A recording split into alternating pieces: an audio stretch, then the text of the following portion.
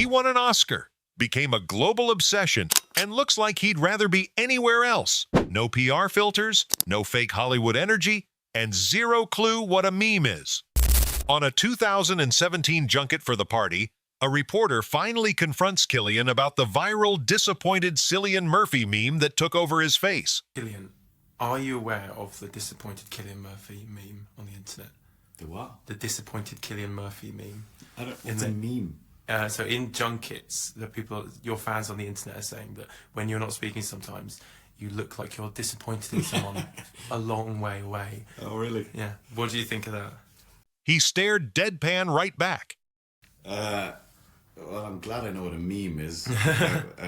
But these days can be a little long, so you know. Just made him terribly self-conscious of himself at the moment. Obviously, when he's completely unself-conscious, you've ruined his life. Months after winning Best Actor at the Oscars, Cillian sits down with Stephen Colbert to finally describe what that moment actually felt like. The last time we spoke, you had not yet played Oppenheimer or won the Academy Award. Yes. I got to imagine, I've never won an Academy Award. Is that fun? He described the feeling now. Yeah, it was. I mean, it's a kind of like a little bit of an out-of-body kind of experience. You know what I mean? Here you are, briefly leaving your body. Yeah. Right there. There you are, levitating. Trendy men have spent years copying Tommy Shelby's iconic undercut. On The Graham Norton Show, Cillian finally explains why Tommy got the cut in the first place. And now, here's the thing. I love the fact that Peaky Blinders was so successful that haircut, Tommy's haircut in the early series, it kind of took off. It became like, you know, it became a thing. I mean, it's so disgusting, really. But it's everywhere. But you know this. Graham cracked up completely inside. Cillian wouldn't beg you to subscribe, and honestly, we both need sleep. It takes less than 1 second to hit that subscribe button. Do it before he stares at us in disappointment.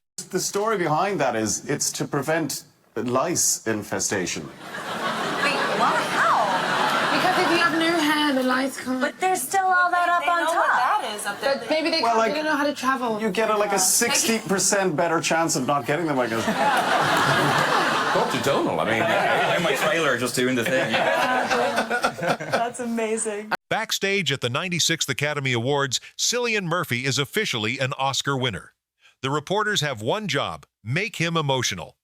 The Toronto Film Festival about like you're not in the Odyssey. Yeah. Like he's got the whole gang's back, but you're not in the Odyssey. Yeah.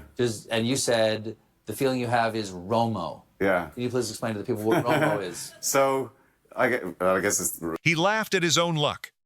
the opposite of FOMO. Yes.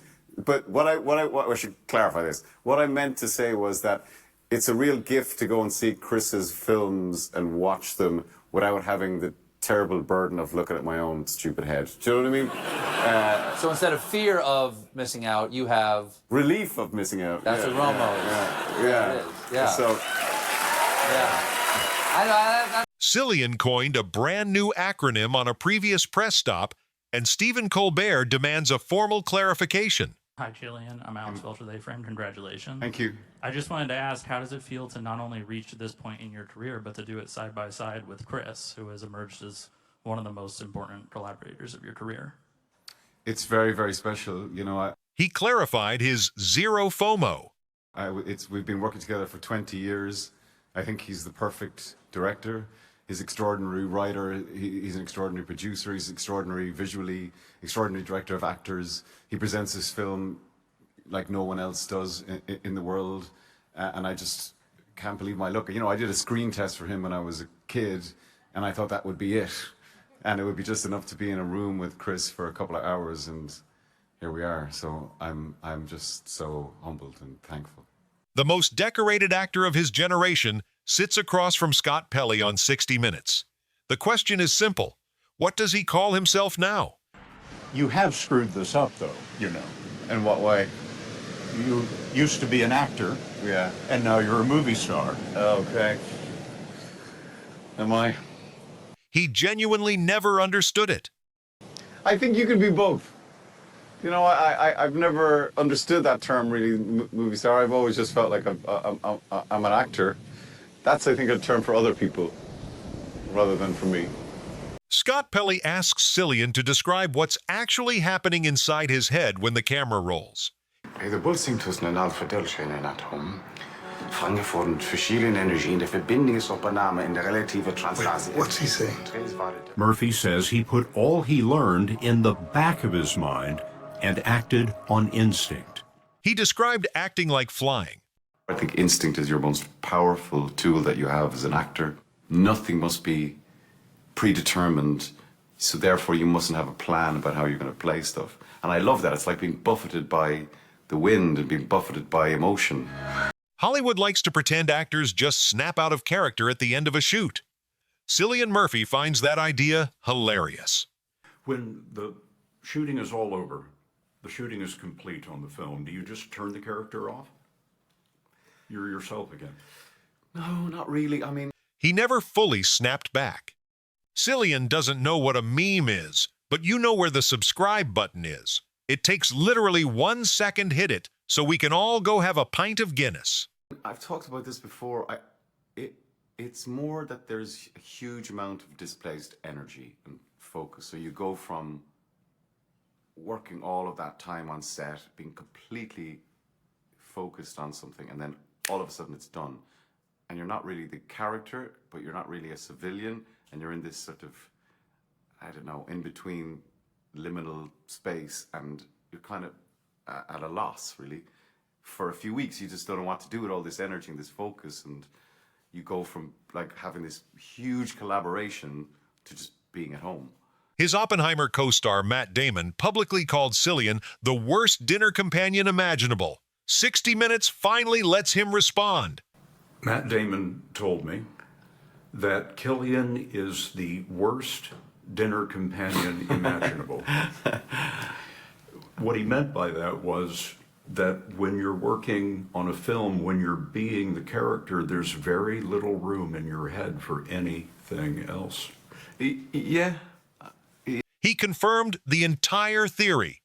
Yeah, I mean, I've always been like that, I think, but it's because to me, you know, you have the time on set, which is short enough time, you know, you have 10 hours maybe, and then the other part, if you've got a significant part, you're having to keep your lines fresh. And then the other big thing for me is sleeping. I love sleeping and I need sleep. So you know, I don't really. I've had lots of lovely dinners with Matt Damon since the movie's finished and we've been out promoting it and stuff. But at the time, yeah, you're just not you just don't have the room, like you say, in your head, and you want to then have as much sleep as possible. Scott Pelley asks for the first thing Cillian ever said to Christopher Nolan about what became the biggest movie of his life. Page, then. So if it gets loose, they'll know whose copy it was. My fault. Yeah. And when you got to the last page of the script? Yeah. His first reaction was shy. And he came back into the hotel room? Yes. You told him what? I said that's a rather good script. GQ asks, what would have happened if a young Cillian Murphy had actually been cast as Batman instead of Christian Bale? In a previous GQ interview, you said you felt like you weren't Bruce Wayne material. Did you feel that way with Oppenheimer? Yeah, I certainly wasn't Bruce Wayne material, I don't think. He laughed it off instantly. Maybe could have played Bruce Wayne, but maybe not Batman. But that's a different story. I always feel about parts that if it's easy or that I can do it, then I don't really want to do it. It has to feel like... GQ walks Cillian through the Scarecrow in The Dark Knight, the Batman villain he actually did play. It's a huge, you know, big studio picture, big studio production. It's only Chris, his cameraman, and the first AD who are around when you're shooting. It's a very private, very calm, very quiet set. There's no monitors, there's no video village, there's none of that stuff. And so even though it's a huge movie, it feels like an independent film. And I've always felt that the only difference between those films is the resources you have, and it's how you utilize the resources. So Chris is very confident in delivering scale, but also he concentrates very much on performance. He clearly enjoyed every second. With that character, we wanted to show the two. He's supposed to be this sort of psychiatrist working in an asylum, and he's, you know, quite amenable and clever and all of that. Yeah, Dr. Crane. I can't take it anymore. It's all too much. The walls are closing in. Blah, blah, blah. A couple of days of this food. It'll be true. What do you want? I want to know how you're going to convince me to keep my mouth shut. About what? You don't know anything. And then he's this other sort of, I guess he's a comic book villain.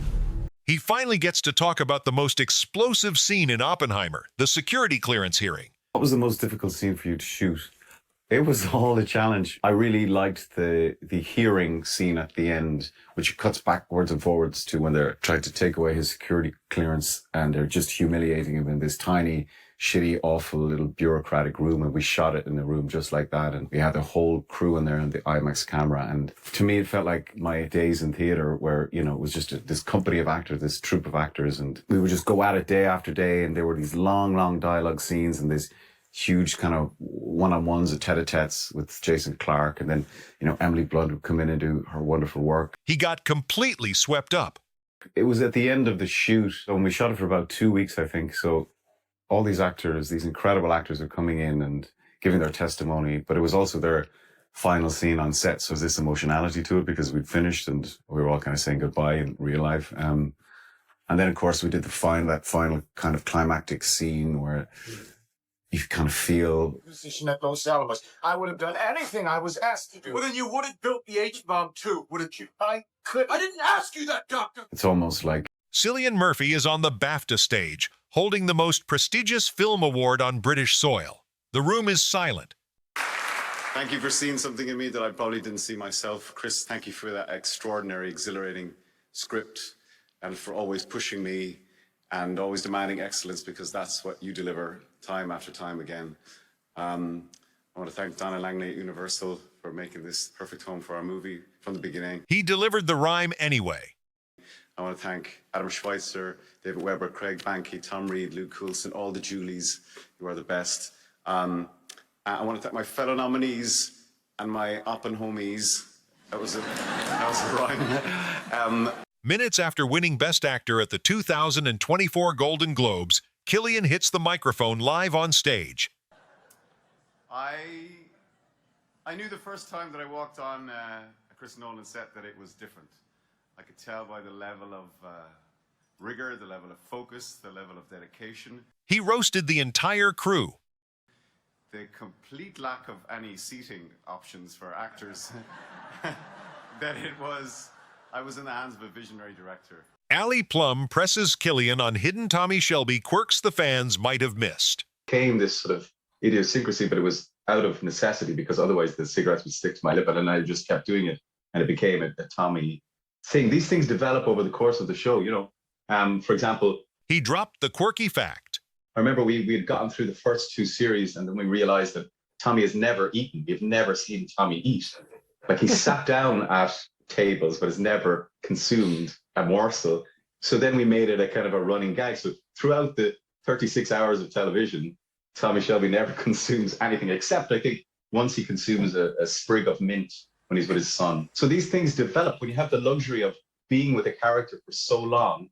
These little things arise, and you just, I will say it to Steve, or Steve will pick up on it, and then we'll just kind of run with it, Vanity Fair asks how Christopher Nolan even delivers the Oppenheimer script to his lead actor. Chris, he generally tends to just call me out of the blue. He revealed Nolan's biggest secret. Or Emma Thomas, his wife and producer, calls me because Chris doesn't possess a phone or a computer or an email. What he always does, though, I think that people know this now, is that he flies to wherever you are and gives you the actual script himself in person. And it's always printed on red paper with black ink. And it was a tome, it was a doorstopper of a thing. In the Marvel days, everything was watermarked, and they had dummy scripts and phony things. And you remember all those days to keep it from you. And then Chris is just like, I want to just make this impossible for anyone to ever read except the people I'm asking to read it. Yeah. By the way, it's so hard to read a script on red paper with black type. I suggest any of you try it. So private in a lovely way. It's just... If Cillian was here, he'd just shrug and walk away. But before you leave, drop a like and hit subscribe so we can keep making these.